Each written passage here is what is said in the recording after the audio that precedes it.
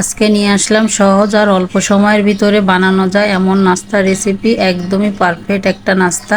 আর না, এই রেসিপিতে আমি কি ভুল করেছি সেটাও আপনাদের মাঝে দেখিয়ে দিব যে আমার কত বড় ক্ষতি হয়ে গিয়েছে। তা যাই হোক, এই নাস্তাটা আমি বানানোর জন্য কিন্তু কি নিয়েছি সেটা কিন্তু আপনাদের মাঝে দেখিয়ে দিব। দেখুন, হ্যালো এভরিওয়ান, আসসালামু আলাইকুম, welcome back to my channel. তাহলে এখন আমি কি নিয়ে এই নাস্তাটা বানাচ্ছি সেটার জন্য প্রস্তুতি নিয়ে নিই। এখানে আমি নিয়ে নিচ্ছি গুঁড়া দুধ। আমি 1 টেবিল চামচ গুঁড়া দুধ নিয়ে নিয়েছি, আর গুঁড়া দুধের সঙ্গে আমি 3 টেবিল চামচ দিয়ে দেবো চিনি দিয়ে দিব। আর চিনিটা যদি আপনারা বেশি খেতে চান তাহলে দিতে পারেন, আমি কিন্তু একটু বেশি দিয়েছি। তো এখানে দিয়ে দিব স্বাদ মতো লবণ, দিয়ে শুকনো উপকরণগুলো ভালোভাবে একটু মিশিয়ে নিব। তা চিনিটা একটু বেশি দিলে কিন্তু খেতে বেশি ভালো লাগবে।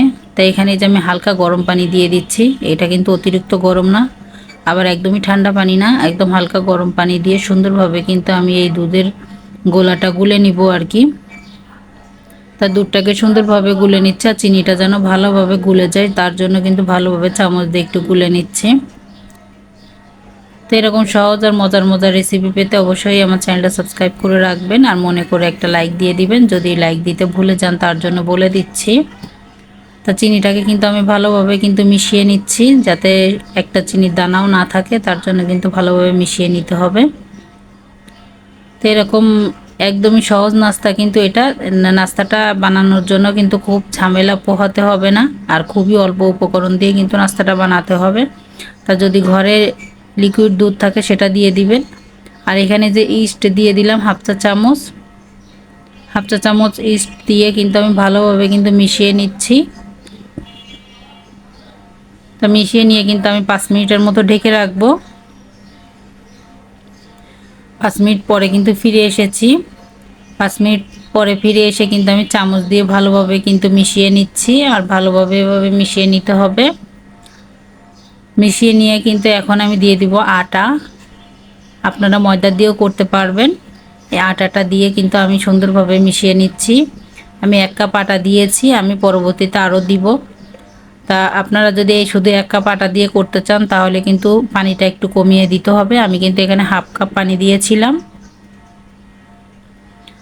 তো দিয়ে কিন্তু ভালোভাবে যে আমি আটাটাকে মিশিয়ে নিচ্ছি। আমি আরও যতটুকু লাগে কম বেশি হলে কিন্তু আপনারা কম বেশি করে নিতে পারবেন।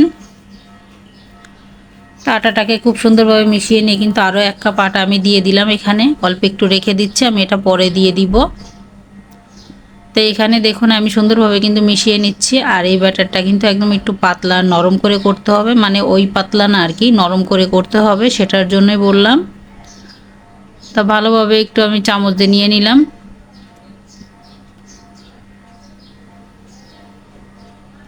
আর এই নাস্তাটা খেতে কিন্তু মাশাআল্লাহ অনেক মজা হয়ে থাকে। আমার বাচ্চারা কিন্তু অনেক পছন্দ করেছে, আর আমার পুরোটাই কিন্তু শেষ হয়ে গিয়েছে।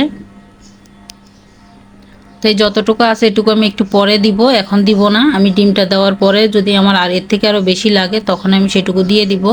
তো একটা ডিম আমি ভেঙে দিচ্ছি। ডিমটা না দিলেও কোনো সমস্যা নেই, কিন্তু দিলে কিন্তু খেতে বেশি ভালো লাগবে, আর নরম হবে, অনেক সফট থাকবে, দীর্ঘ সময় কিন্তু সফট থাকবে, তার জন্য কিন্তু ডিমটা দেওয়া। তো চামচটার কাছ থেকে ভালোভাবে কেচিয়ে নিয়ে কিন্তু এখন আমি ডিমটা দিয়ে ভালোভাবে মেখে নিচ্ছি চেপে চেপে। তো মাখাটা যত ভালো হবে ততই কিন্তু সুন্দর হবে এই নাস্তাটা, তার জন্য কিন্তু সুন্দরভাবে মেখে নিতে হবে।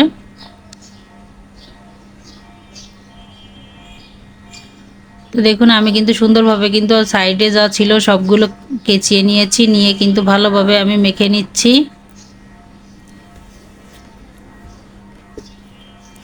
তো এভাবে ভালোভাবে ডলে ডলে মেখে নিতে হবে। আমি কিন্তু যতক্ষণ পেরেছি আর কি মেখে নিয়েছি, প্রায় 5 মিনিটের মতো মেখে নিয়েছি। মেখে নিয়ে কিন্তু এখন তেল দিয়ে দিলাম 2 টেবিল চামচ। 2 টেবিল চামচ তেল দিয়ে কিন্তু ভালোভাবে আবারও মেখে নিচ্ছি। আর তেলটা একটু বেশি দিতে হবে, তার জন্য আপনারা কমও দিতে পারেন, বা বাটার বা ঘি দিয়েও কিন্তু আপনারা করতে পারেন, কিন্তু আমি তেল দিয়ে আপনাদের মাঝে দেখিয়ে দিচ্ছি, খুব সহজভাবেই দেখিয়ে দিচ্ছি। তা দেখুন খুব সুন্দরভাবে কিন্তু মেখে নিয়েছি। তাই এর ভিতরে কিন্তু আটা যতটুকু ছিল সেটুকু কিন্তু আমি দিয়ে দিয়েছি। তো দেখুন আমি কিভাবে মেখে নিচ্ছি দেখতেই পাচ্ছেন। একদম ভালোভাবে চেপে চেপে ডলে ডলে যে যতক্ষণ সম্ভব আর কি মাখা যায় ততক্ষণ কিন্তু মেখে নিতে হবে। তা যত বেশি ভালো মাখা হবে ততই কিন্তু ভালো হবে নাস্তাটা, আবারও বলছি। তা দেখুন আমি কিভাবে মেখে নিচ্ছি সেটা তো দেখেই বুঝতে পারছেন। এভাবে মেখে নেবেন। আমার কিন্তু ভালোভাবে মাখা হয়ে গিয়েছে। আমি এখন রেখে দিব। এখানে কিন্তু আমি কোনো রকম তেল অ্যাড করছি না, উপরে আমি ঢেকে রেখে দিব।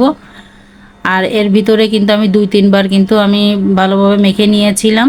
অফ ক্যামেরায় কিন্তু 2 থেকে 3 বার মেখে নিয়েছি। আর 30 মিনিটের পরে আমি কিন্তু ফিরে এসেছি। 30 মিনিট কিন্তু রেখে দিতে হবে, যতক্ষণ বেশি রাখা হবে ততই কিন্তু ভালো হবে। কিন্তু 30 মিনিট পরে ফিরে এসে কিন্তু আমি আবারও মেখে নিচ্ছি। এখানে আরও একটু তেল দিয়ে দিব, আরও 1 চা চামচের মতো তেল দিয়ে দিয়েছি। দিয়ে কিন্তু আমি আবারও ভালোভাবে মেখে নিব। এর ভিতরে যে 2 বার আমি মেখে নিয়েছি সেটা কিন্তু আপনাদের মাঝে দেখাইনি, তার জন্য কিন্তু এই ভিডিওটা এখানে একটু বেশি করে দেখিয়ে দিচ্ছি যে কিভাবে মেখে নিচ্ছি। এটা কিন্তু ভালোভাবে আমার মাখা হয়ে গিয়েছে, দেখতেই পাচ্ছেন।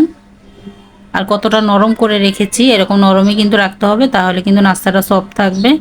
এখন কিন্তু আমি চুলায় চলে যাব। আমি একটা প্যান বসিয়ে দিয়েছি, আর প্যানটা কিন্তু গরম না, আর চুলাটা কিন্তু এখনও জ্বালিয়ে নেইনি। আমি এই যে প্যানটার ভিতরে সুন্দরভাবে সাজিয়ে দিব। তা দেখতেই পাচ্ছেন আমি সুন্দরভাবে কিন্তু দিয়ে দিচ্ছি, আর এভাবে কিন্তু চেপে চেপে একটু গোল করে দিতে হবে। আমি কিন্তু হাতে একটু তেল মেখে নিব। তেল মেখে নিয়ে কিন্তু আমি সুন্দরভাবে দিয়ে দিচ্ছি। হাতে কিন্তু অবশ্যই আমি তেল মেখে নিয়েছি, দেখতেই পাচ্ছেন। আর চুলাটা কিন্তু এখনও আমি জ্বালিয়ে দেই না, এখনও চুলাটা অফ আছে।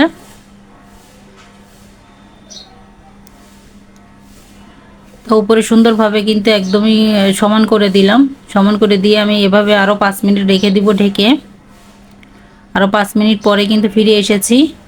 এখন কিছুটা তিল দিয়ে দেব উপরে, এটা একদমই অপশনাল। আমার কাছে ভালো লাগে তিল খেতে, তার জন্য কিন্তু দিয়েছি। আর তিলটা খাওয়া কিন্তু শরীরের পক্ষে খুবই ভালো, ক্যালসিয়ামের জন্য কিন্তু অনেক ভালো তিল খাওয়া। তা কিছুটা তিল দিয়ে কিন্তু আমি এই যে ঢাকনা ছিদ্রটা অফ করে দিলাম একটু টিস্যু দিয়ে। অফ করে দিয়ে কিন্তু এখন চুলাটা জ্বালিয়ে দিয়েছিলাম, জ্বালিয়ে দিয়ে কিন্তু আমি এই যে ফিরে এসেছি। আমি কিন্তু একদমই নিভা জাল দিয়েছিলাম, আর গ্যাসও ছিল না, তার জন্য কিন্তু নিভা জাল দিয়ে কিন্তু আমি একটু বসেছিলাম। তা এখানে চরম একটা ভুল হয়ে গিয়েছে, যে গ্যাসটা যে বেড়ে গিয়েছে আমি খেয়াল করিনি, আমি যেহেতু ঘরে ছিলাম। তা এই যে এখন 5 মিনিট পরে ফিরে এসে দেখি এই অবস্থা। এটাই আপনাদের মাঝে বলতে চেয়েছিলাম যে আমি ভুল করে ফেলেছি। তা ভাবলাম যে 5 মিনিট পরেই তো আমি ঢাকনাটা খুলবো, জালটা কমিয়ে রেখেছি, গ্যাসও নাই, তার জন্য কিন্তু আমি এইভাবেই ঢেকে রেখেই আমার সমস্যাটা হয়েছে। তা 5 মিনিট পরে ফিরে এসে কিন্তু ভালোভাবে আমি এক সাইডটা একটু তেল দিয়ে ভেজে নিয়েছি, দেখতেই পাচ্ছেন কত সুন্দর কালার এসেছে এই সাইডটা। ওই সাইডটা পুড়ে গিয়েছে, তাতে কি খেতে কিন্তু মাশাআল্লাহ অনেক মজা হয়েছিল। আর এখানে দেখতেই পাচ্ছেন যে কালারটা কিন্তু আমি সুন্দরভাবে ভেজে নিয়েছি, আর আরও একটু কিন্তু তেল দিয়ে ভেজে নিব ওই সাইডটা। আর এখান থেকে উপর থেকে একটু কেটে আমি ফেলে দিব পরে, যখন নামিয়ে নিব তখন। আর ওই সাইডটা একটু তেল দিয়ে কিন্তু আমি ভালোভাবে ভেজে নিয়েছি। এখন কিন্তু আমার পুরোপুরি ভাজা হয়ে গিয়েছে, এখন উঠিয়ে নিব আমি। তা কালারটা আপনাদের পছন্দ মতো আনবেন। আর এখান থেকে আমি এর পরবর্তীতে কিন্তু আর সরে যাইনি, যেহেতু পুড়ে গিয়েছে তার জন্য। দেখুন মাশাআল্লাহ কতটা সুন্দর আর কতটা লোভনীয় হয়েছে। আর আমার বাচ্চারা কিন্তু এক সাইডে খেয়ে নিয়েছে, এতটা মজা হয়েছে যে তাদের আর দেরি হয় নাই। আমি কিন্তু কেটে নিচ্ছি, আমার পছন্দ মতো কেটে নিচ্ছে, আপনাদের পছন্দ মতো আপনারা কেটে নিতে পারেন। তো এভাবে কিন্তু সুন্দরভাবে আমি কেটে নিয়ে কিন্তু আমার বাচ্চাদেরকে দিয়ে দিব।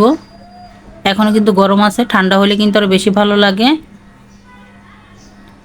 তা আবারও বলছি, এবার এরকম মজার মজার রেসিপি পেতে অবশ্যই আমার চ্যানেলটা সাবস্ক্রাইব করে রাখবেন। আর এরকম সুন্দর সুন্দর নাস্তার রেসিপি আমার চ্যানেলে আছে, ঘুরে আসতে পারেন।